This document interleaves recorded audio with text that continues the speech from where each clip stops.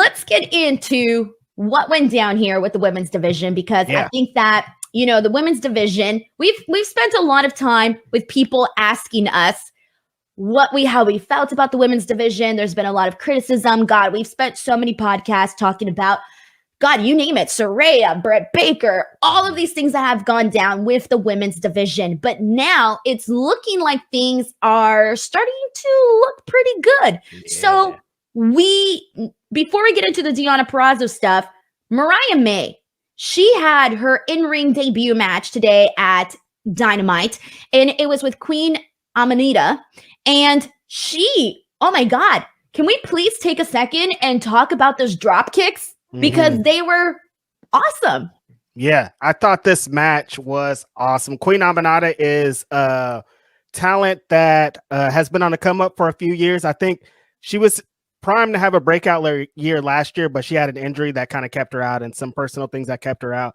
But she's a tremendous talent. I thought she was a great choice for Mariah May's first match. Mariah May showed exactly what I thought she needed to show. It's been some build up. They didn't bring her in and immediately put her in the match. They had her with Toni Storm. So there's people didn't really know what to expect. If you've never seen her before this, you're like, well, what kind of wrestler she is? I thought she showed today those drop kicks were really hard. I thought that a lot of her strikes and suplexes were strong.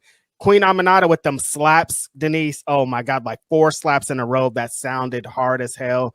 Really strong forearms. I thought this was we don't see a lot of women's matches like this off the bat. Showcase matches are usually the wrestler that's on display getting their shine, maybe against an enhancement talent. They beat them up, do their finisher, and they're out of here. This was a kind of a showcase for both women's wrestlers, and I thought this into what happened immediately after the match showed how strongly they're trying to put focus on the women's division going into 2024. If we're starting off like this, Denise, wow, this is a really good way, especially with this little elephant that's in the room. I think there's over there, maybe there's an elephant in your room back there. I see it. So, Yes. So when it comes to Mariah May, she did phenomenal. I just thought that the way that she moves her body, the way that she lays things in, it is very, very believable when you watch her wrestle. And so just based off of what she did with Queen Amanita, by the way, this was the first match I've ever seen of Queen Amanita. If she had another match, I never saw it, or maybe I just don't even remember it. Was there another time when she was on Dynamite by any chance that I would remember? I think, or was she mostly doing dark matches? Yeah, she did dark before the injuries and stuff, and she's been on ROH a few times, but I don't think she's had any real Dynamite matches. Okay, then this was definitely the first time I saw her, and I thought at first I was okay, well, I don't really know what to expect, and I didn't know if this was going to be a quick squash, and I just thought that they kind of just threw her in there, right? But I thought she was, like you said, a pretty damn good opponent for her, a challenger, because she was able to help show to let Mariah May show what she's supposed to do, because this was supposed to be just all about Mariah May. And the fact that I saw Queen Amanita was trending on Twitter, the fact that she was able to get over with the fans simply by going in and doing her job to help Mariah May get over, I thought that was something to be proud of. But Mariah May, man, she is the whole freaking package. She went out there. She's been good on the character side of things that we've seen previously with her and Toni Storm. She comes across as funny in a non-annoying way. She's got a great look. I don't think I need to tell the people that. She's been smart on her social media. Last week, I think it was last week, my whole entire page, and I ended up just going to her profile and reading all of these, she was quote retweeting thirsty tweets towards her. And I don't know if these were serious. I don't know if people were just doing it so that she could get so that they can get retweeted. But goddamn, some people were coming up with some stuff where I thought, holy Jesus. But Mariah May was smart, because you know what she did? She got people talking about her. And I was looking at that and I was just laughing my ass off, seeing all of the thirsty comments that she was getting and her little responses to that. And so I think that she had some pretty good social media engagement that day, that's for sure. And so I think she's smart in that sense, in terms of getting some buzz for herself on social media, because that's very important. And then the other thing that I was going to say was, she just seems confident. And I really, truly believe that I think she's going to skyrocket a lot faster on AEW than people probably anticipated for her to do so. Yeah, Denise, I don't think people realize how important that little quality is. Confidence, being in a big spot like this. I mean, this is the first Dynamite of the year. There's a lot of buzz around this episode. And, some people wrestle in Japan, they have these moments, but like coming to American television, there's the cameras, there's the lights, there's the scripts, there's all the crazy backstage stuff. It's a lot of pressure. And to be able to be comfortable, confident, and execute like she did, I think shows that they're going to have a really big future in her. And just like knowing the roster of women they're about to have present and women you could put in big spots like that and they're going to execute, I think is a big plus for the women's division's future. So you just said it right now. The AEW women's division is looking pretty, like it's starting to cook. So I was already excited about Mariah May. I was going to call it a day and be like, all right, what's next? But then we ended up getting Deonna Purrazzo. And she comes out, announces that she's All Elite. This is in her hometown of New Jersey. Yeah. And she has this confrontation with Mariah May where she tells Mariah May, hey, I'm Tony Storm. I'm looking for her. And basically alluding that she's coming for the AEW Women's World Championship. And then Mariah May tells her, I'm not a messenger. So tell her yourself, bitch.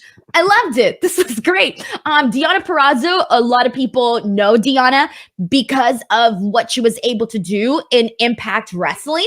She really became the face of Impact Wrestling for a good period of time. Multiple time Knockouts champion, has been known to have some really great matches. One of my favorites for her was her feud with Mickie James. Loved what they did there, but she's done so freaking much since her days from being released from WWE to say, you know what? You shouldn't have done that. I'm great. And she's proven herself over and over. I think she's a phenomenal wrestler. And I really do think that she's about to bring she's about to level up the in-ring portion of the AEW women's division. Your thoughts? Yeah, Denise, talk about a big money, no pun intended, player here going on with Deonna Purrazzo. I think that what she did in Impact Wrestling goes a little bit unnoticed because people aren't so in tune with Impact, but she had a run as the Knockouts champion for a long time and she was dominant and all the defenses were amazing and she carried that division when things weren't as bright as they should be. I think she's such a main event level talent. Like she could immediately be thrown in with Tony, like I think they're doing. And it's believable because we know her pedigree. We know her background. We know what she can do. But I think most importantly, like you said, the in-ring that she brings just ups the ante for everybody. If that's competition for the locker room, then that's just going to make everybody else go harder because she's about to come in and show that she's not just a regular wrestler on this roster, that she's here to be the best, not just women's wrestler, Denise, the best wrestler in the company. And, her ethics, her morals, everything she kind of stands behind, I think is going to come out in this company. This is a big signing, a big name, and a big addition for this division. She's going to help in the ring, backstage. Just her presence, I think, is really big. All right. So Mariah May, Deonna Purrazzo. Yeah. And what was it last week where we were sitting here talking about, or rather on social media and reports and all of these things that were coming out surrounding Mercedes Mone. Who? Now, Mercedes, you might have heard of her. Mercedes, formerly known as Sasha Banks, who's literally we're constantly talking about all the time. Mercedes. So she is apparently no longer in talks with WWE. People are expecting her to go to AEW. That's very exciting. I feel like, God, Reg, like you and I sat here and talked about it. Mercedes coming to AEW like a long ass time ago. And we talked about the pros of that. But here's the thing though. That was even before Mariah May. I think she had already came into the company, but we hadn't seen much of her just yet. But this was before Deonna Purrazzo. This was before really getting to see Mariah May in ring stuff. It really feels like this is the perfect timing in terms of the women that they're starting to bring in and what Mercedes can do for this division. But what are your thoughts on what we know so far? Denise, you didn't mention the great video package we just had a few days ago with Serena Deeb, how amazing that was. Serena Deeb's coming back. Our girl, the best, one of the coolest in the world. Thunder Rosa just came back. Like, this women's division is starting to kick off pretty hot. And if Mercedes Mone is the cherry on top of this, we're in for a wild ride. That's like major players, all that could be positioned in the main event, all that could be main eventing pay-per-views and dynamites and collisions. Big money players that I think are going to change the perception of this. You know, they keep saying, Denise, like, would Mercedes sign here because of kind of what they do with the women's division and how they handle it? They put them in the death slot. There's all these things, backstage rumors and all this. I think if this is the pitch to get her, like, they're throwing a hell of a pitch. Am I right? Definitely. And I've said this before. I said this when I was saying why I wanted Mercedes to go to AEW. I've been wanting her to go to AEW because she will be the one that forces change. Yeah. She is a star. And not only, and I know some people are afraid that everything's just going to be Mercedes and we're never going to see any of the other women. I truly hope that that's not the case, in the sense that you have Mercedes doing her thing and then you have an additional storyline with the women, with some other women doing their things, you know, like your top stories, your middle stories, whatever it is that you want to think of. I feel like this is going to be a big year. This is like this year is the chance for AEW to change things around, to change the perspective of the AEW women's division. If they don't do it this year, I'm out in terms of hopes for that. I'm just going to be like, guys, it is what it is. I'm going to give up on hope. All right. If this is the year, because you cannot fumble with Mercedes, you cannot fumble with Deonna. You got so much potential there with Mariah May. And we're just talking about those three people. We got Toni Storm, who's doing some of the best character ever. We got Hikaru Shida, who's always freaking hustling. Girl shows up to work and will wrestle anybody and gives everybody like their best match on AEW. And then on top of that, you got your younger gals that are up and coming and doing their thing. Julia, Sky, Willow.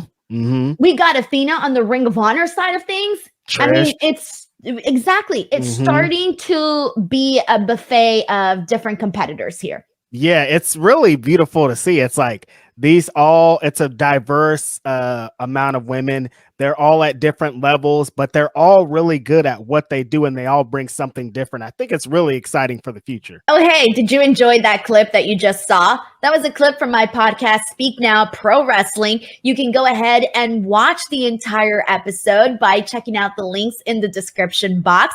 Until next time, I'm Denise Salcedo, and please do not forget to subscribe to the channel. Catch you on the next one.